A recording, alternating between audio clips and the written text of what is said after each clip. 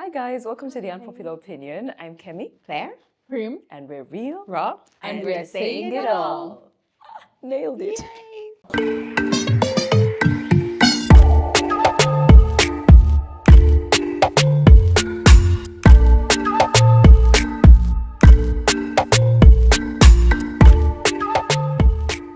Is your child experiencing speech delay? If you're wondering what speech delay is it's basically when a child is not hitting their speech milestones by a particular age. The good news is that 70 to 80% of children self-resolve and eventually start talking your ear off. However, 20 to 30% of children don't. They will need help, and there is no way of you knowing where your child is going to fall. We have never seen a parent who regretted getting early intervention for their child. However, we've seen so many who have regretted not getting it. Join the Bluemoon Early Intervention Program, a fun, play-based program designed to help children develop as they should. Worst case scenario is that your child goes to Bluemoon and has the best time of their life while also learning how to speak. Call Bluemoon International School today and ask about our early intervention program. We can't wait to meet you and your precious little one.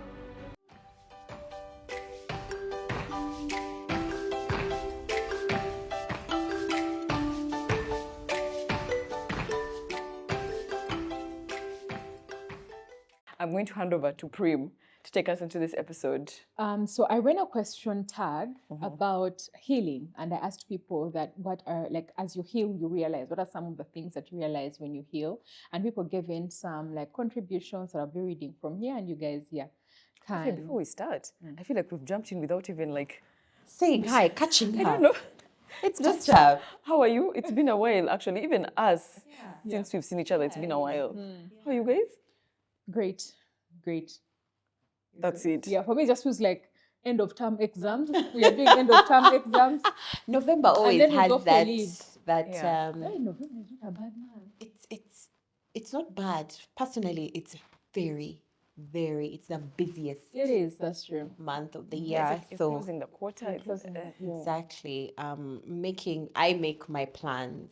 I finalize my plans for next year. I am but I'm good. I've been going through some things, but who isn't? Who isn't? But yeah, I'm good. Just finalizing the year. I can't wait. December, I don't work. Yeah. I feel like my brain is on holiday, Yeah. but I'm trying to work, so I'm suffering. Yeah. Like my brain is like, is it time for I sleeping? get this time that everyone else is working. Like you're being called for work and Exactly. Have you been okay, Fiona? Good, yeah, busy, but good. I'm just like, I want to be on holiday. My brain is like, time to sleep, time to rest, but work.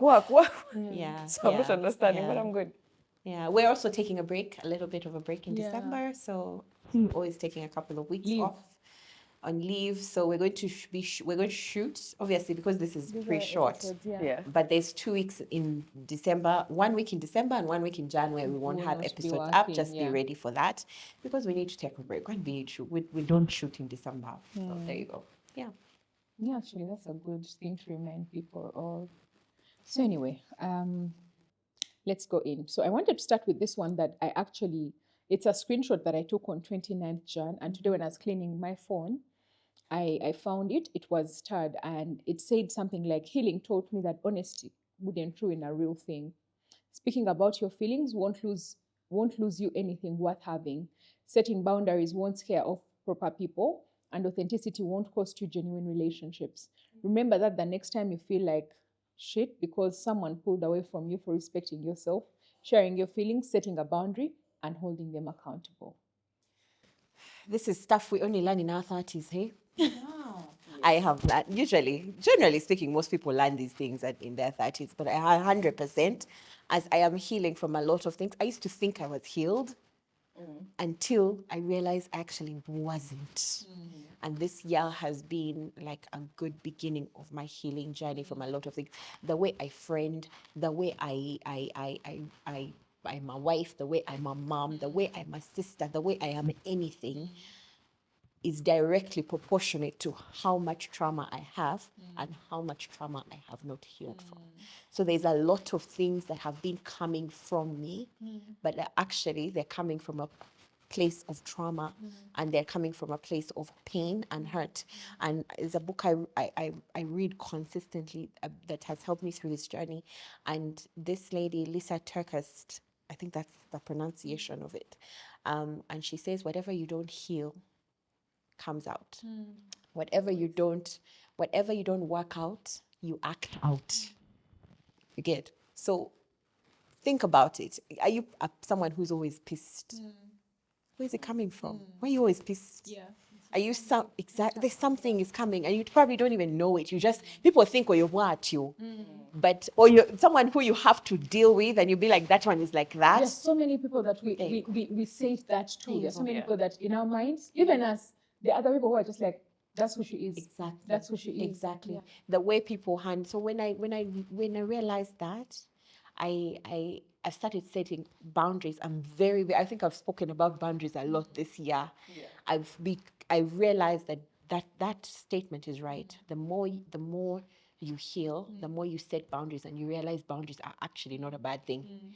Boundaries are supposed to safeguard a relationship, not destroy it. Because boundaries are freedom. Yeah, they are actually. They seem like bondage sometimes, but it's actually freeing. Okay, so there are many, actually got really many. The first person, this is so hilarious. First, set us off with like a prompt. This is hilarious. As you heal, you realize men don't deserve food on funerals. I would like to know why. That's fair, because like now, at least for African funerals, I can't speak for the whole world. When you talk about those funerals, It's important it's for like someone to eat. kids are coming from somewhere. For men. So why are we giving men food when they're the ones bringing surprise children and surprise relatives and surprises all the time? So they don't deserve food on funerals. They should just sit aside and drink water as the women labor to cook their own food that we are going to eat with our children. When you talk about children on funerals, a friend of mine once said, Bo, she referred to her husband and said, like him having a child elsewhere, she said it in Runyankore. I don't even know if she remembers saying, she said, Bo, Omana wa shahi kumi, like, this is my child, that's his child of 4 p.m. I'm like, what do you mean? But you know how they bury at 4 p.m. Right at when 4 they're lowering the coffin in the is when ground. the children. That's when I better see that. But men, why do you do these things? Honestly, why do you do this? They're so shameful. Should no longer give them that soup. No, they shouldn't the get funeral. Cocacola. I remember a friend of mine, and this is actually a friend of mine, her father had died. And her husband came to that. But you know how you're grieving as this is your father. Yeah. And her husband later, after, she didn't take him food. Her, like, bereaved. It became a thing. Like, You did not bring me food.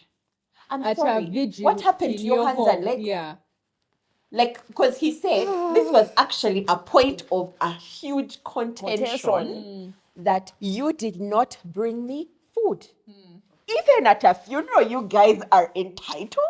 You cannot have a heart. You're not supposed to bring But me the food. Do you know that women? Do you know the people who are celebrating 40 years in marriage? It's those people. It's those women who hide the food on funerals. No, their husbands, they are touching The women who work at funerals, you guys always have suspense behind it. Let me tell you, true. my friend's dad died, and she was like literally organizing the funeral, and she was like the one paying money or doing it in Kabali, and then she asked for food. And they gave her rice with soup. So she tells the lady who was hiding for her husband and children, give me some meat. She said, like, like she even had to introduce herself like, I'm a daughter to the late. More meat. I am the one. More. Like, give me some meat. I'm the daughter to the late. Someone said, like, we're also children. We're also of people who died. And she didn't give her meat. Like yes. So those women are very serious about hiding meat for their children and for their husbands. The husband is somewhere in the center. But you're the one who's bereaved. Like, no meat for you. What is this culture, no though? meat for you. Women, let's change our ways. Let's save meat for Change us. our ways. Come on, you bring other women. women. Hide that meat. Like, how dare you? And by the way, you'll find that these women go hungry. Oh, yeah. Themselves, because they are busy. Or she'll You eat get- dinners and that's- with other people. She'll eat the dinners with other people because she's hiding the meat. Kasupu is for those meat. guys. The kasupu. Anyway, so another person says that I don't need to attend all family gatherings, and I agree. 100%. I agree, I don't think especially you now in can. this holiday period. I don't You even don't think need you to can. be. You don't need to be At every single family Yeah. thing. Unless you want to, but you don't have to. It's hard to even like, I don't know, put all that stuff in your schedule. It's a lot of stuff. Yeah. I don't know. It's true. 100%. Yeah. Nothing to add. Another person said, I do not need to please anyone. My life journey is my own and it's not based on anyone's storyline.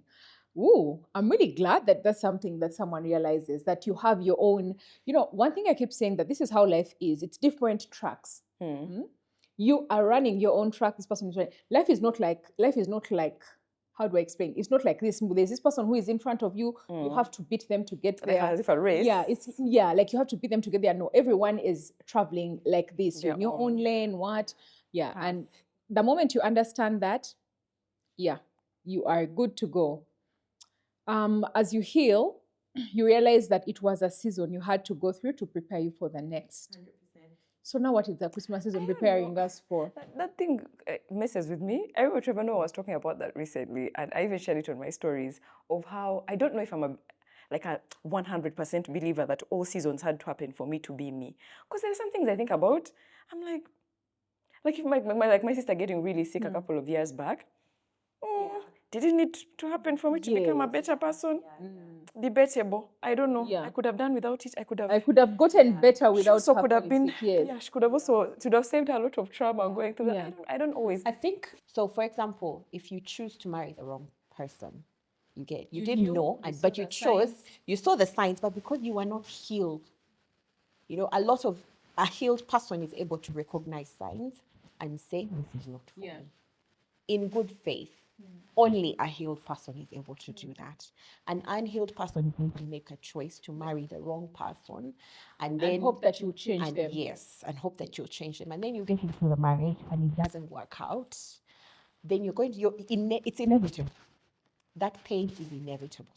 You get, and when you heal from it, many people don't heal from it. By the way, they might, if you don't heal from that kind of pain that led you to be so hurt or broken that you chose another broken person that wasn't right for you, you will probably make the same mistake again and again and again until you heal. Then you realize, oh, this was not the norm. It shouldn't have happened. This relationship should never have happened. And because I have the tools now from the healing, I am able to recognize someone who comes along that is similar to the people I have been with prior. Do you get what I mean? So, and that kind of healing, yes, is get you better.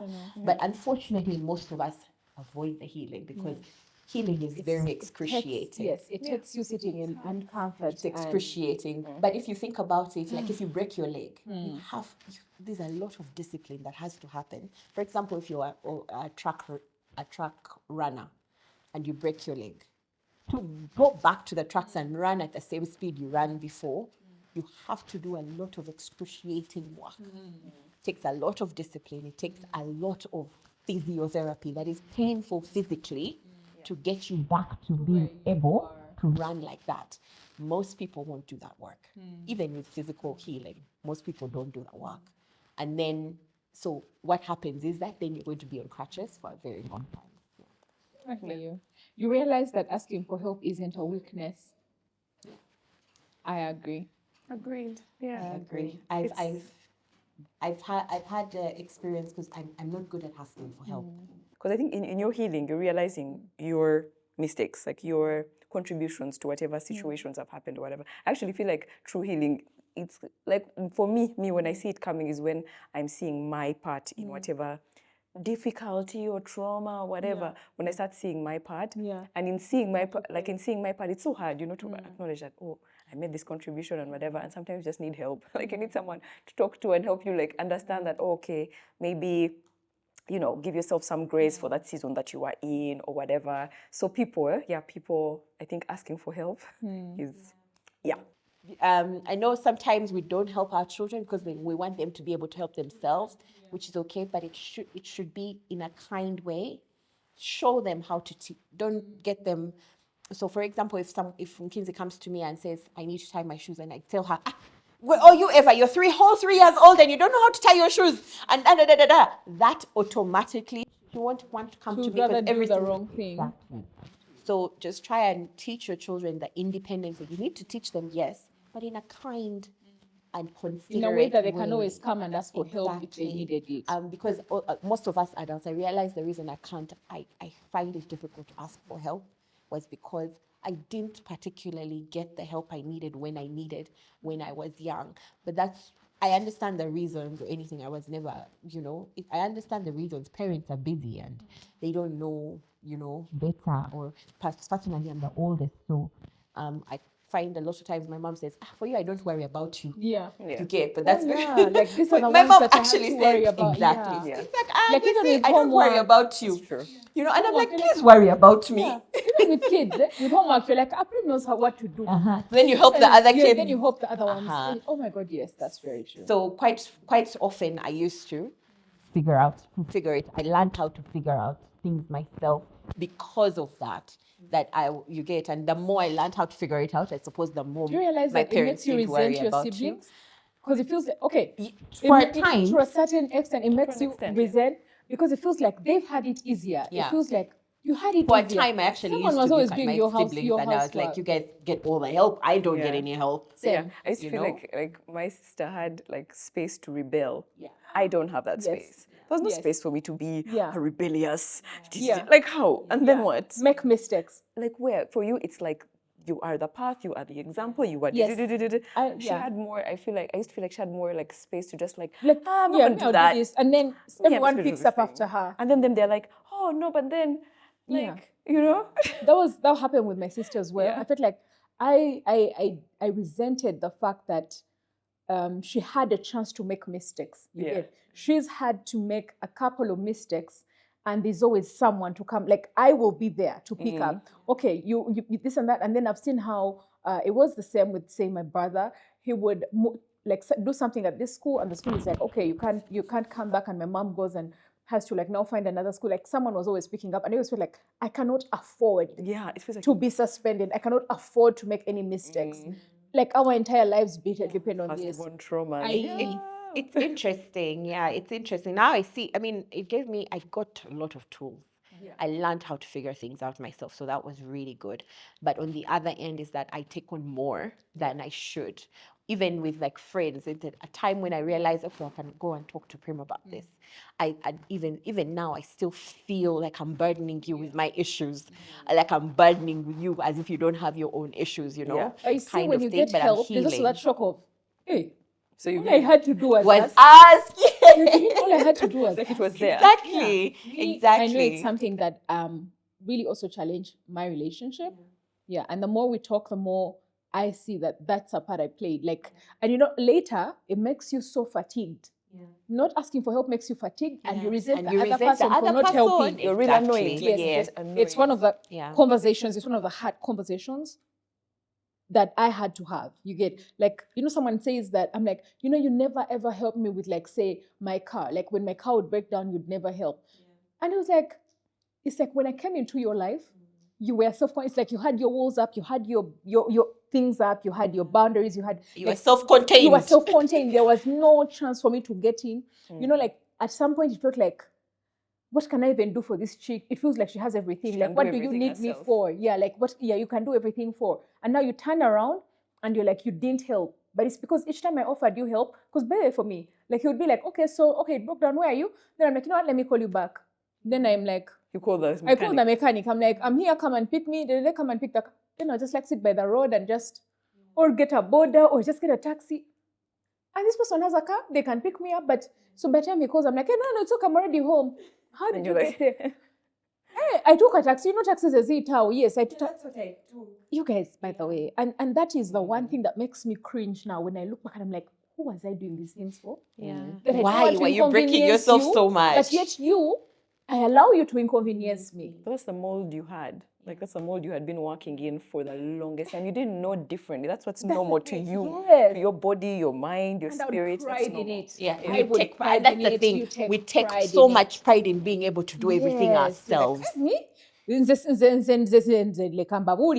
the single mother, nekuliza abaana bange nzekka. I did everything myself. Tolina kyongamba, nze abaana bange tolina kyewampa. Yeah. Yes. And do you know how you feel when you're in that healing journey? You feel that you are less than when you have to ask for help.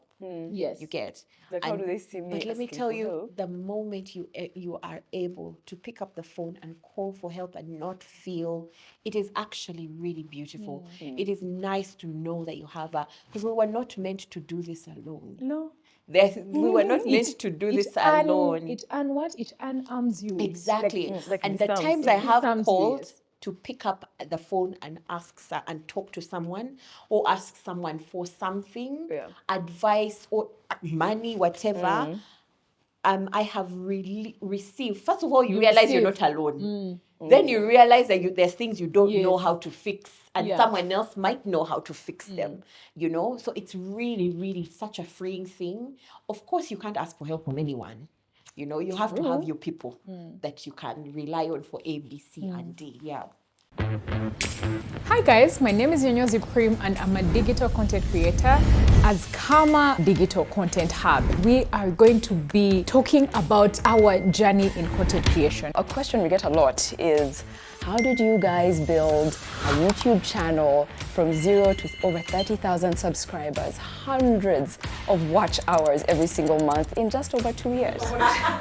If you're creating content and you're not getting paid, you need to start getting paid. My job here is to get us paid. You really, really need to focus on building a strategy. Strategy is how you're going to avoid wasting money, time, and that is one of the reasons why we started KHAMA Digital Content Hub. We want to help you have a journey that's a lot easier than the one we had, one where you're informed and can really create impact, build amazing communities, and make dope content.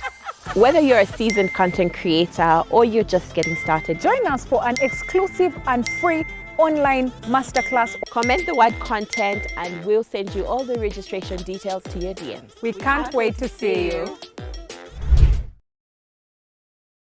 Someone said something here that reminded me of myself. They said, as you heal, you realize that you don't always have to prove to people you're making it in life. You guys. You really don't. I want you to know that I will never forget this day. I was at, so when I was in uni, I was always missing exams for not having tuition. It was like a known thing. And it used to embarrass me so much.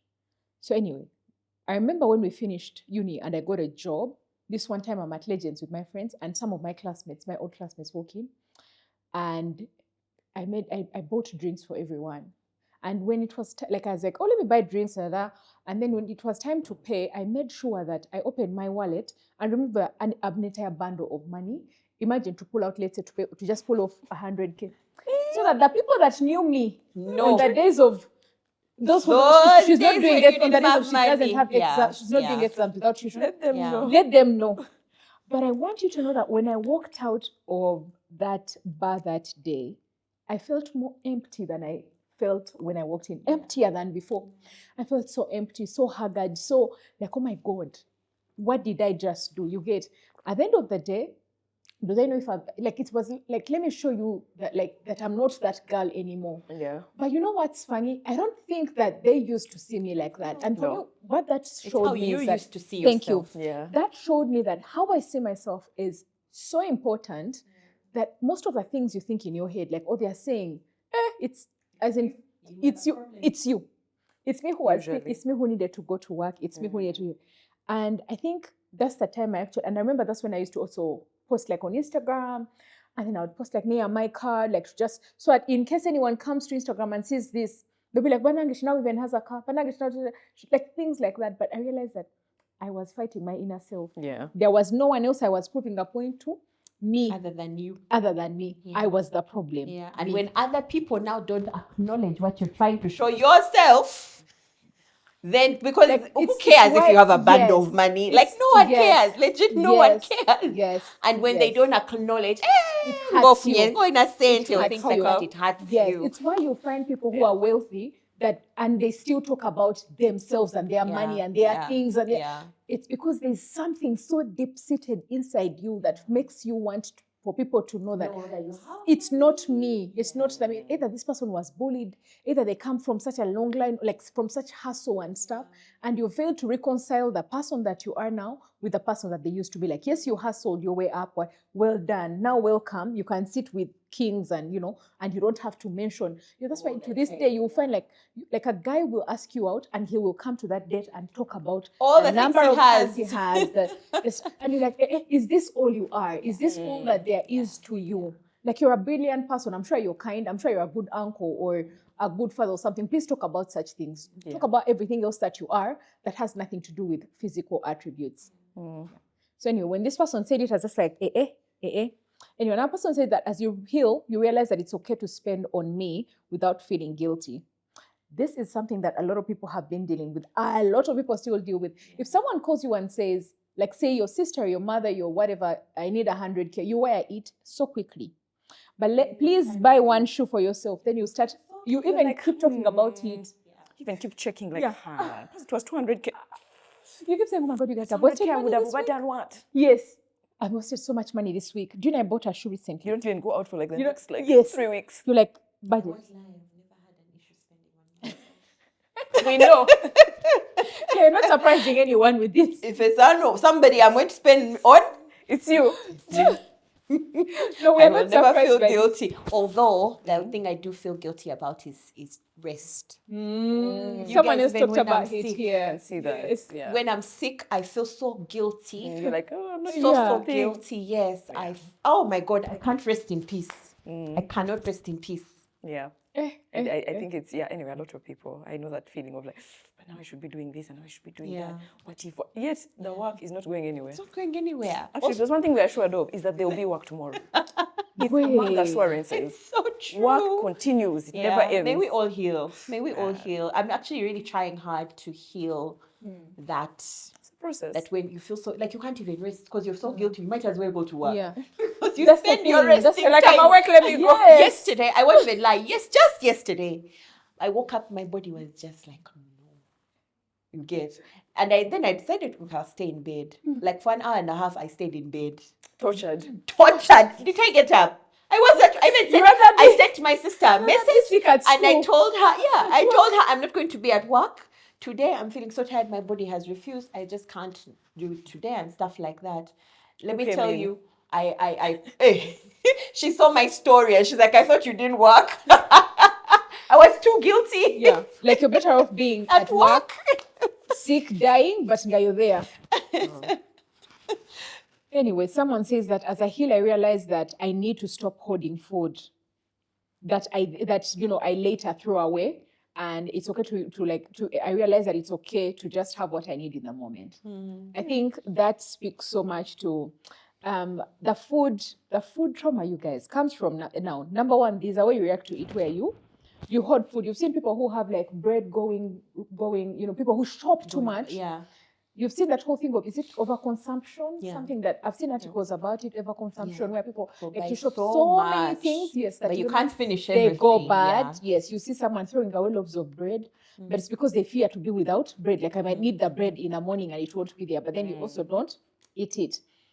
Then there is also, let's say, putting a lot of food on your plate because you're like, I might not get full with this little. You put a lot and then you can't finish it. And you keep eating, and you're uncomfortable. Or you can get uncomfortable. Like, let's say at a wedding, you've served so much food. And now you're like, how am I going to leave it on the plate? You're going to clear it. So you hoard in different ways. There'll be someone who keeps a lot of food. Then there'll be someone who just serves a lot.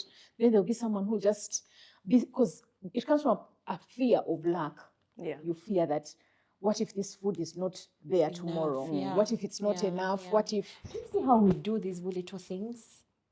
It's your 6-year-old. It's the 6-year-old you that is reacting to these things. Yeah, like but for you, reacting. Exactly. And you're 34, but you're actually 6 years old. You don't know. Emotionally, yeah. Because parenting is scary. Ooh, shout out to all the parents. Parenting is scary because because all these people that expect, like, it's like you're writing. It's like a child is a book and you're writing on them. Yeah. Someone said that as a healer, I realized that you have your own version of bad manners too. Yeah, acknowledging your stuff. Yes. Yep. Absolutely. I feel like whatever I be, the recognition of my part. Me, I feel like that's the first thing I do. I'm always asking myself, but in so many ways, like even when, like let's say someone says something to you, there's always a question. Like recently, I was going to work, and a gentleman says something bordering harassment to me. And like the first thing I did was go home. I was so angry. I asked myself, what is it about me that made you comfortable to say something like that to me? I looked at my skirt. I'm like, I did not. I'm like, wasn't because I actually spoke to them in a way that gives them a chance to take back what they are saying. Because it was something like, can I pat you? And I'm like, are you allowed to do that? You're not allowed. And So then why? they go on like, I frown to give you a chance to like walk back your statement and realize that I'm not joking, that I'm not laughing with you. And then he just goes ahead, even like now comes and switches to Runyankole, because obviously you break my name and you assume that I think that's what you might have done. And I'm like, what is it about me that made you feel like you can talk to me like this? So most of the times I realize that it's like, I always turn to myself like, what allowed me? What about you made me this? What about me made you? You think it's okay to disrespect It's okay to disrespect me like this. And I think even like, let's say with, for example, people like say victims of, let's say, rape. That's one of the things that they deal with. They're asking themselves, because society is already, was it me? Society is already telling them that your fault. You see how you were addressed. Your skirt was too short. You rolled your eyes, or you were flirty because you laughed a bit, or you smiled too much. Yes, you allowed this person to come into your home. Yeah, you allow them anyway. So most times, now that is just like besides, but anyway, you have your bad manners too. So most times anyway, when things happen, I'm always asking myself, what is it about me that made this person do this to me? Or what part have I played? What part have I played in leading us here? Yes. What part have I played is that one. in leading what us part here? have I played? And a lot of times think that the part you played has to be bad or very negative or rough. Sometimes it could be it's a small thing. something you mistake as good. Yeah. Exactly. You get? Yeah, you think it's a good thing, and yet maybe it's rubbing the other person in a different way. Sometimes we are unaware of. We come from a place of good, but it's actually something you've done that is actually pouring fire to the unknowingly pouring fire. Wait, before we go back to these ones, do you guys have like something that comes to mind where, like, when we have that statement of as I heal, I realize?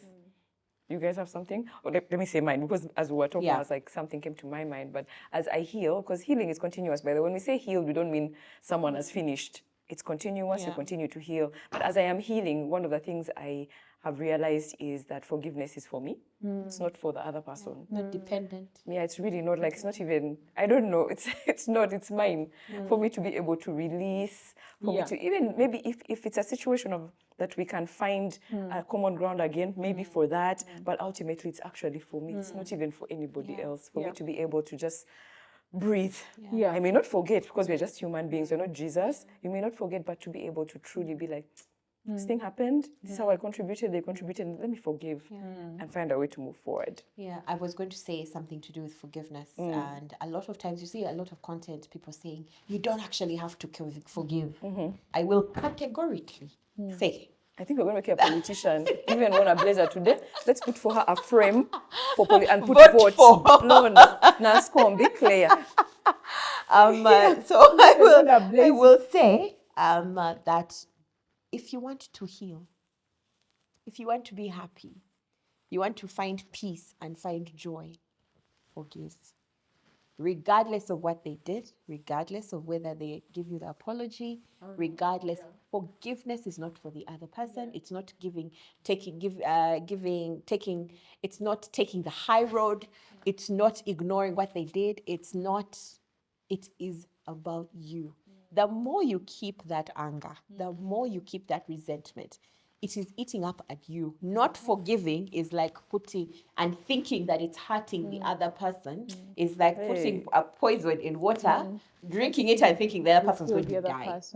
That's that. When I learned that, again, I quickly, when I get hurt by someone, the first thing I do, whether I've talked to you, whether I haven't talked to you, whether you have acknowledged, whether you even know that I'm angry at you, I will immediately task myself. And forgiveness, I realized actually I grew up with parents that were very good forgivers. So it might be easy for me to forgive. I don't keep grudges, you get. I just often I let go. But because my parents were very, very good forgivers, so I did not see grudges. I never saw grudges growing up. So I don't know how to grudge. But I've also realized I've picked it up from other people, the grudge and the anger. Sometimes someone can do something to you and gives you so much anger that you don't even know you're angry. But it is distorting the quality of your life, you know, and you don't know because now you're so angry at someone who didn't even hurt you because you're angry at the other person who did. Yeah. You know, so it kind of lowers the quality of your life. The quality of your life, in my opinion, if you're a healed person, it does raise the quality of your life. You'll find so much joy in such little things. You'll find peace even when the world is burning around you. When you are able to forgive. So if you're the kind of person who's this is on you are, dear, Your kids are going to, forget like props. it's Oh, you're Yeah. that's on you are. Or for me, you can't do anything to me. Or you know, I excommunicate everyone. Yeah. Listen, I know you think it's cool, not. but when I hear someone say this is on you are, I just know I have to stay far, far, far away from you because you are ticking time bomb for anyone around you. There's something you've said, and this is how we are wrapping up. There's something you've said. You grew up with very forgiving parents. Now, I'm the kind of person that has always remembered some of the things that people have done. Like I'll remember that someone did this, it was at this time, and when you say you grew up with forgiving parents, like it hit me just now where I get my like Grudge. yes. Yeah. Like I think like maybe 3 months ago is when I was just like, but you're not a very forgiving person. That's when it hit me that I'm not a very forgiving person. And it hit me because I started, I've told you guys that I forget. You've noticed, I forget a lot of things. And what has shined light on me not forgiving is that when I said forgetting, that's when I started forgiving because I would not remember what someone did. I would not remember. And that's when I said to feel lighter. I said to feel like, like, because there's a time my friends were laughing that we'll be beefing someone for you, and Yunga, you've moved on. You're chilling with that But person. you remain with that beef. Yes, these people are beefing me. I'm just there chilling with this person. Yeah. So I remember telling him, the thing is, I forget. So there's someone, they were telling me, like, what did they do? I don't remember. They're like, hey, you really travel light. And I remember that statement stayed with me. But I remember it's because growing up, I would hear, let's say, my primary caregiver saying something like, I'll never forgive so-and-so for saying this. I'll never forgive so-and-so for doing this. When we were children, so-and-so did it. And I didn't realize that I picked up on that. Like you internalized I internalized it and I became someone who I remember. I remember those people. Yeah. And about like say 3-4 months ago, I called someone who, like my dad's friend who hadn't treated us nicely. You guys had held on to them for 20 years. Wow. Clear, for 20 years, each time I passed that place, I remembered that man. So I remembered his wife. And I called his wife and I asked my brother for the phone number and I called her and I said that you hurt me like this when I was younger. I'm just calling to let you know that I forgive you. It's not for you, it's for me. I'm just letting you go. I feel like I've carried this darkness for so long. And you saying that you grew up with very forgiving parents, I think should be the takeaway from this conversation. Mm-hmm. That we cannot be the parents that tell our children stories like this. Because you see, when you grow up with, sometimes as parents, when you grow up with a single parent, they'll keep telling you, as a child, they'll keep telling you their things. They'll come and tell you, you see Fiona and Claire, they hurt me like this and that. You're telling your child, especially when it's a firstborn daughter. So your child starts to dislike these people that are adults. Your child has no business carrying those grudges for you. So me, I know that I've done that. I've carried those grudges for a primary caregiver and a primary caregiver who is not very forgiving. And it hit me 4 months ago that I have been born again, that I've preached, that I've felt life, that I've done all these things. but I've not been a forgiving person. That I will tell you what you did and how you and Exactly what you are even wearing. Yes, and how that affected me. And yet me, I've been feeling like I am not angry at this person, but and I looked at how so many people that I have felt like that towards, and I'm like, you guys, it's a long chain of so many people from dating from way back. You get, and that's something that I'm personally working on. And I realized until this moment when you mentioned that, I grew up with very. So you didn't see it in practice? No, I didn't see it in practice. You get, all I saw was someone saying, I'll never forgive this person for doing this and that. And even me, I thought this is how you carry on in life. Someone hurt you, you don't forgive. Then I realized that I have too many stories to tell about people that have hurt me. Like why is it that I have too many stories to tell? Why is it that, and each when you forgive, you forget. And that's why, so lately now with this forgetfulness and whatnot is when suddenly you feel lighter. Suddenly you go to bed and there's nothing, there's no one you're holding, there's no contempt in your heart. Yeah. So I hope that that's something that we take away from that as parents. Emulate forgiveness for your children. I know my daughter, and I'm quite intentional, especially about forgiveness, because I know how much it can affect your quality of life. And when she gets mad at me, or when I get mad at her and she comes and says, I'm sorry. That's it. When she says, I'm sorry, I say, darling, it's okay. That's what you need to do. That you explain, and I will never bring it back up again. I know my parents were like, yes, never bringing it never back. bringing it back. My parents would do something terrible today. You guys would not wake up in the next day scared of what's going to happen, And then you think that's the norm, but now I realize that it's actually something that they gave us.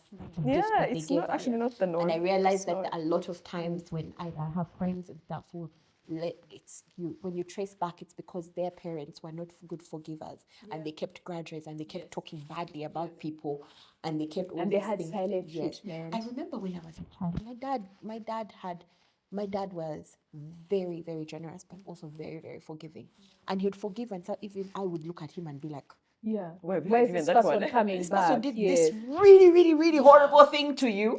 You get, I would not want that person around my space. And my dad said, we all make mistakes. That's what he used to say. And I now, as a 34, when I was there, and I was like, then would excommunicate people on our dad's behalf. Kumbe for him, he has forgotten.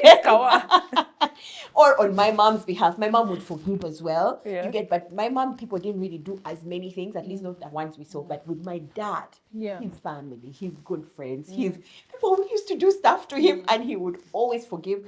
And you start where you stopped with him. He wouldn't reduce, like he was very generous, so he helped a lot of people. Quality. And those people would do the worst things to him. And when you come back and say, I'm sorry, you pick up where you left off. And he'll never come to you guys and say that, you see, now this he'll never even tell you guys that, you see, this person, he'll never even tell the story would hear from another family member. And he'll not tell the story again, and he'll not tell it to other people. Ever. He would not. You might see him angry or something, but the next day, once it's done, it is. I saw a problem of something like that. Now, in my relationship, I met someone who was a forgiver. I was living with someone who was a forgiver. I would go to bed mad at Bubu.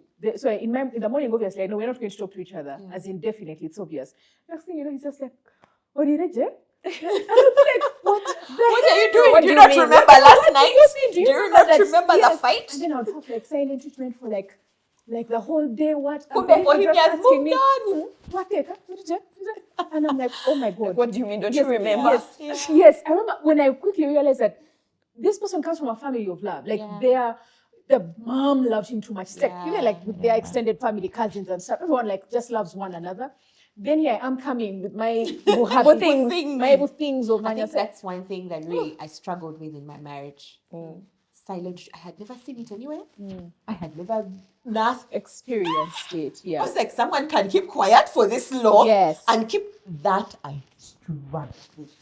I won't lie, because I had never seen it in my entire life, that someone can keep quiet and not talk to you and be so mad for so days. long. For days. Lucica really hurt me in the beginning.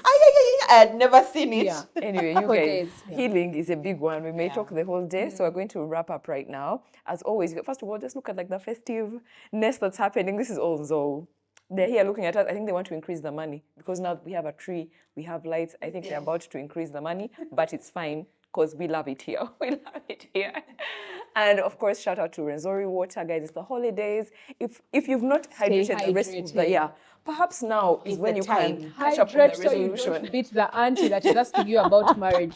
On Christmas, that's true. Hi, But single again, ladies. guys, good luck for this Christmas. I mean, just keep strong. The Yeah, single stay girls, strong. be strong. Yeah. This can be challenging, For right? the singles. And yet singles have suffered this But even, 2024. remember when you Hey. talked about busy cousin, the busy, Busy cousin, cousin syndrome. People syndrome. with busy cousin syndrome, but Not it can never be me. Could never be me. It can never I have be to me. tell you, it You can't guys be know me. I was a busy cousin. No, I can see it happening for you in the past. I can see it happening for Entering you. church late, making sure that the only thing I was have is a to Mary- mingle Mary hello when I Martha. come back. Let me clean the table. Hey, that- It can never be me. Even in my own mom's house, I enter as a visitor. that's- Merry Christmas, guys. Have Bye. a wonderful holiday. See you next time. Bye.